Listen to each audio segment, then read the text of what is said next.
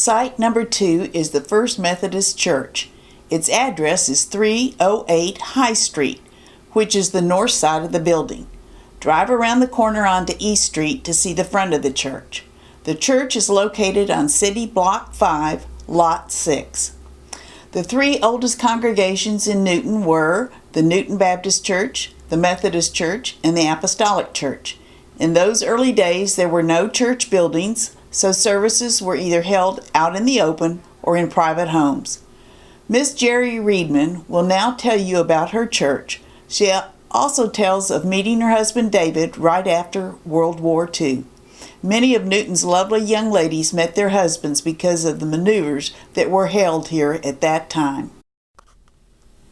Moore, Major John Moore's daughter, see house number 19, deeded property on the west side of the Courthouse Square, Kaufman Street, for the initial First Methodist Church, but it was not recorded until 1892.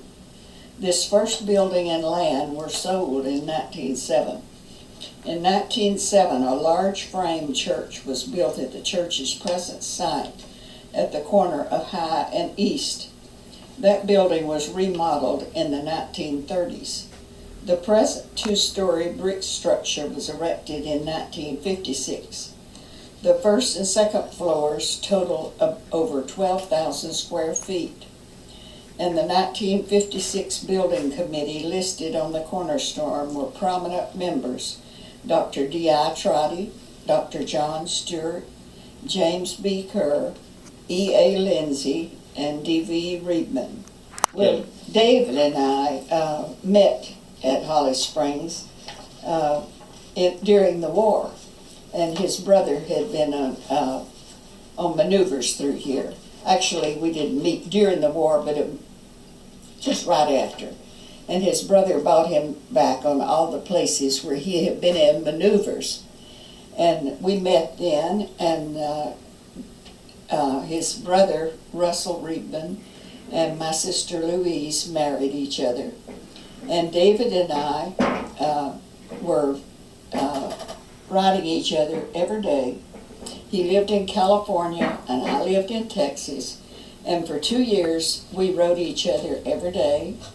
And after we got married in 1949, we moved to California, but we decided we wanted to be closer to my family. So we moved back here in, I think it was 1952, and established Reedman's Hardware.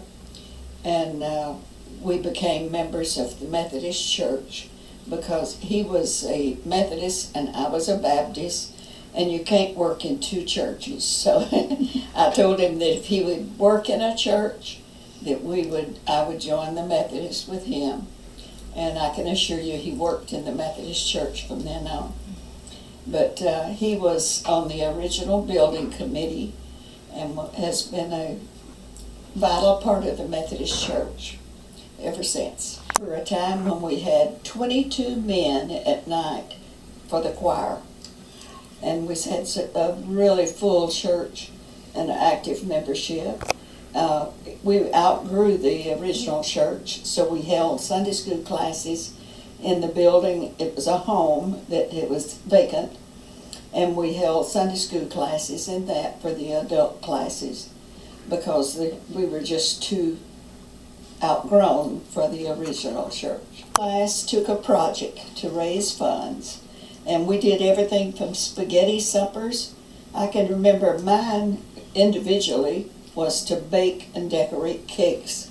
So people would order cakes from me. I would do cakes for a 50th anniversary or a birthday, and we would do that, and they would pay us for that, and it would go into the fund. We did many spaghetti suppers. And I don't know what all other projects, but each class had their own projects that they did. Well, We went out and invited the whole town and sold tickets for like the spaghetti dinners and things like that. But I know that the church that's there now cost us, I think it was $96,000. And that's a big church for $96,000. Mm-hmm. We've had members like the stained glass windows. we had two members, Faye Sutphin and Rachel Martin, designed cut the stained glass windows and made them, and we had different members that helped install them. I know Lee Selman, and I don't know who else helped with the installation of that.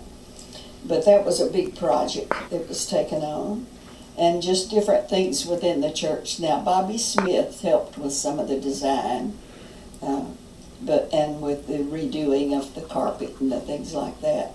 Well, we had the organ and we had the piano, and Lillian Stewart played the organ, and Mildred Powell played the piano, and they were both there every time the church doors opened to play for the services or whatever was going on. And Lillian Stewart played for many a church wedding in that building.